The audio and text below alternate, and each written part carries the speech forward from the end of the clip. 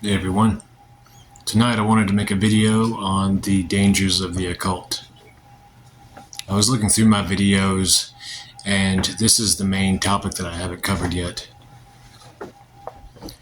You'll come across a bunch of different videos on people talking about the dangers of the occult, like all hell's gonna break loose in your life and you and your family and your most loved pet's gonna die. Shit like that, you know.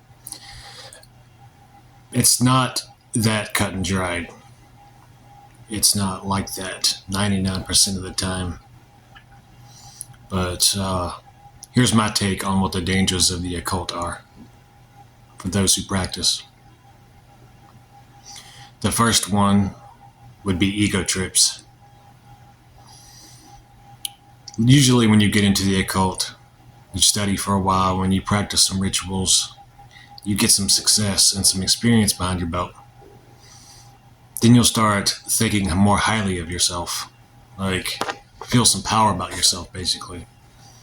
And that can lead you to an ego trip where you think you're better than everybody else just because you read a few words from a book and something manifested. Also, sometimes when you put a book out or a few books, you'll get a big head about yourself because you're like, okay, I'm an occult author now. I'm an expert in this field or that field, whatever. In a lot of cases, you have just scratched the surface of the particular topic you're writing about. The man who is sure of his knowledge never attains any more wisdom or understanding.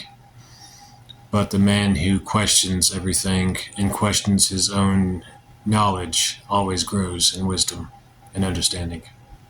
So that's something to keep in mind. It's usually really good to either dissolve your ego or to keep it in check to where it doesn't become you, so you don't end up like one of these people who just have a massive ego and they act like everybody is below them. The second danger of the occult I'd like to discuss is cult traps.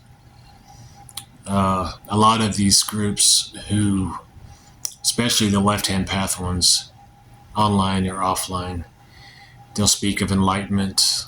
Self-deification is a big one.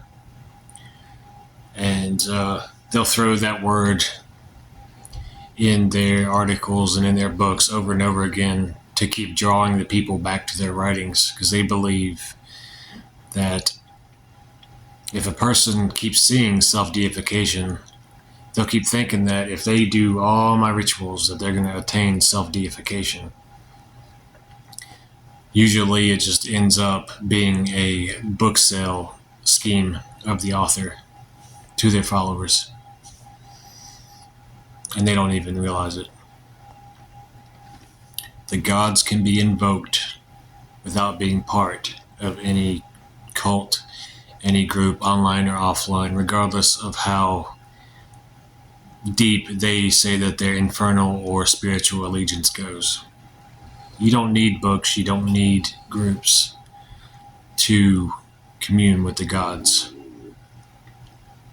And that simple truth really pisses off a lot of the higher ups, if you bring it up to them especially.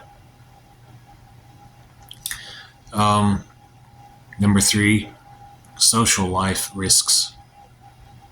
Friends and family shying away from you. If it becomes known that you're into the occult, especially if you're into the left-hand path, darker forms of Satanism, your friends who find out about it will usually start shying away from you, spending less time with you, unless they really like you. Because what it is, it's a perceived danger and fear of the unknown which affects them. And they go based on the knowledge they have concerning the topic, things that they've read, things that they've been told growing up about said topic. And so they'll start distancing themselves from you.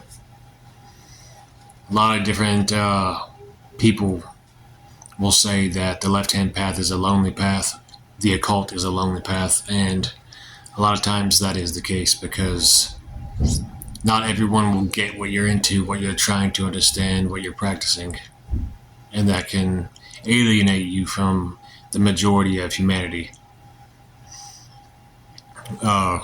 So if that's not something that you're okay with, being alienated with humanity, or being alienated from humanity, then I would say keep your practices a secret. Keep it silent. Relationship problems is another thing. You can start dating someone, they find out that you're into the occult. It could either make them more attracted to you and more into you, or it could make them distance themselves from you. Same deal, fear of the unknown. Also, sometimes the energy of the gods and spirits that you work with can affect relationships, can cause things to go sideways, and not in a good way. Job discrimination is another one. I touched on that subject in Blotting Out the Tyrant book. Like it or not, most employers are Christian or atheist, but the Christian ones, they want people who are like them when it comes to their spirituality. And if they find out that you're into the occult, especially if they find out you're into Satanism, you're going to either get fired or you're going to start having a lot harder time at your job. So that's something to look out for. I was told a long time ago, be subtle. And those two words, if you latch on to those and use them, then you'll be successful, and these social life risks won't be as much of an issue. And people don't know what you're about, what you practice, then they can't judge you about it. Spiritual risks, astral parasites, and imposters. Astral parasites are like the larvae that some groups talk about. Basically, halfway developed spiritual entities which latch onto you and they drain you of your energy, your vitality, your motivation. Imposters. This happens sometimes with evocation, when you summon a being to visible appearance and you're communicating with it, and it's not the being that it says it is. It's acting like the being, but it's not actually them.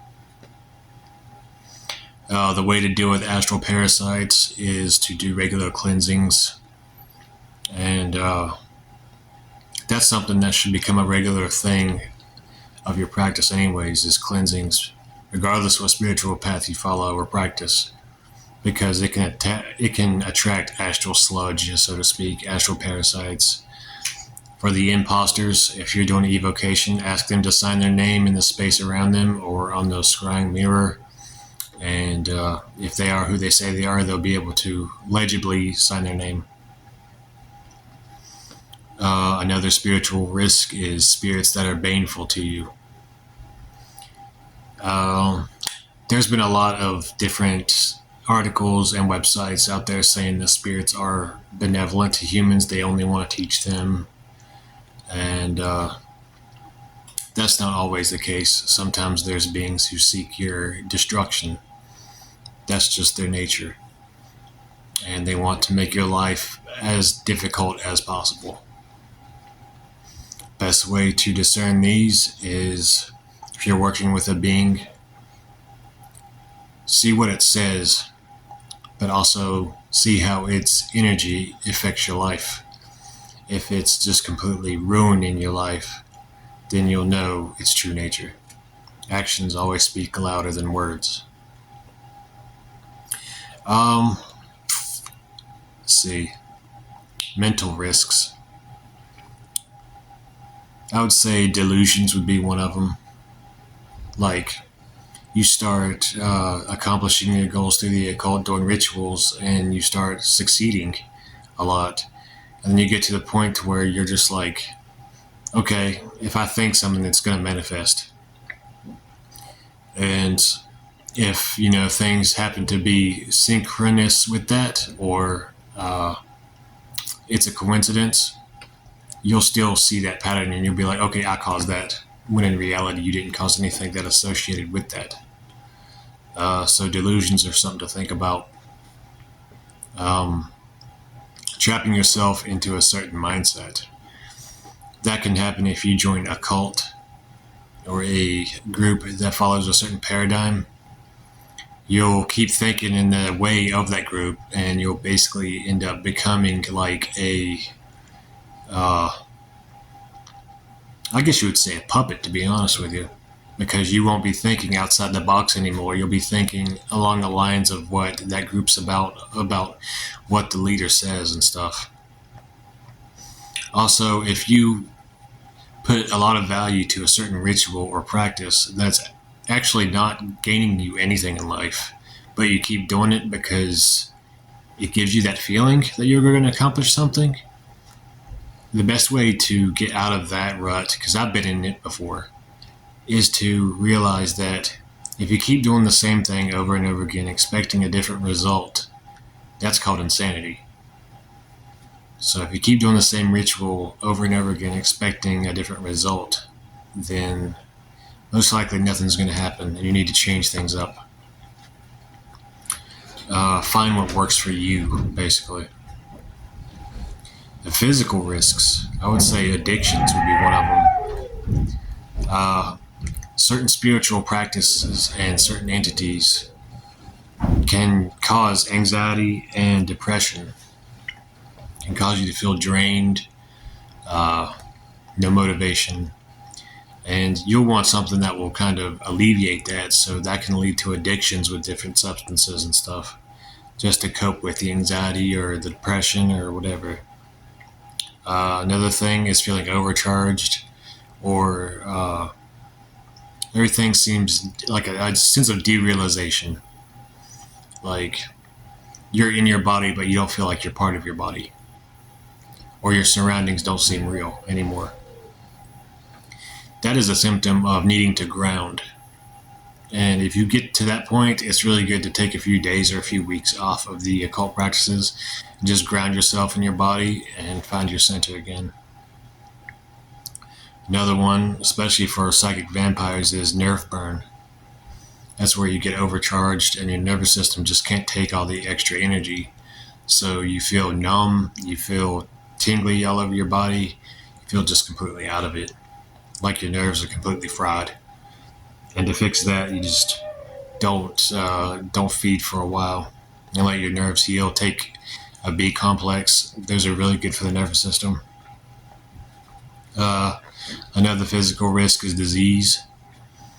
Usually, it starts with a mental thing, and then it progresses to physical. Like if you get attacked by something, sometimes it can manifest as a disease or as a mental symptom, and then progress from there if you don't deal with it. But a lot of the times, people who practice regular energy work, they don't have that many diseases or suffer from illness that often, I've noticed. Surroundings. Some things that can happen with your surroundings. Poltergeist-like activity. Things moving around, things showing up where you didn't put them. Another weird one is you're looking for something and it's right in front of your face and you don't see it. With your charged ritual spots where you do repeated rituals, say like a ritual chamber or some place like that, those energy areas can start messing with people to where they'll start seeing maybe shadow beings around it, or see visions, or feel uneasy, or have dreams and nightmares after they've been in the general area of that place.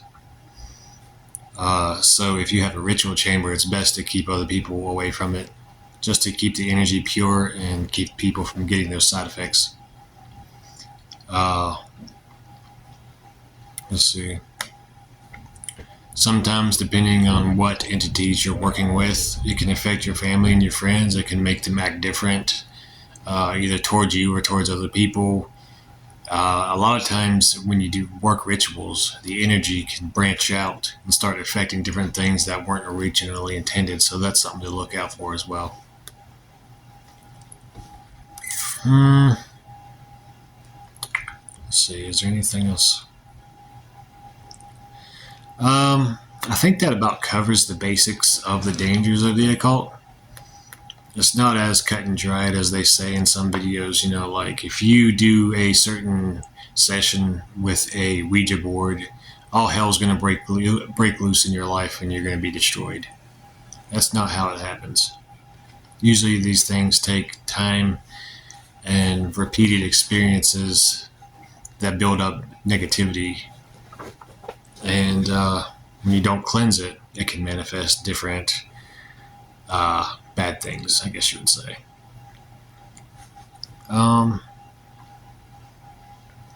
Is there anything else? I think that about covers it, really. I'm going to make another video as well on the benefits of the occult and different things that I personally experienced as far as positive outcomes and stuff like that. But anyways, I hope y'all are well. I hope this video gives you some insights into some risks associated with the occult and some ways to alleviate the risks to where you'll have a better experience with it. Anyways, hello.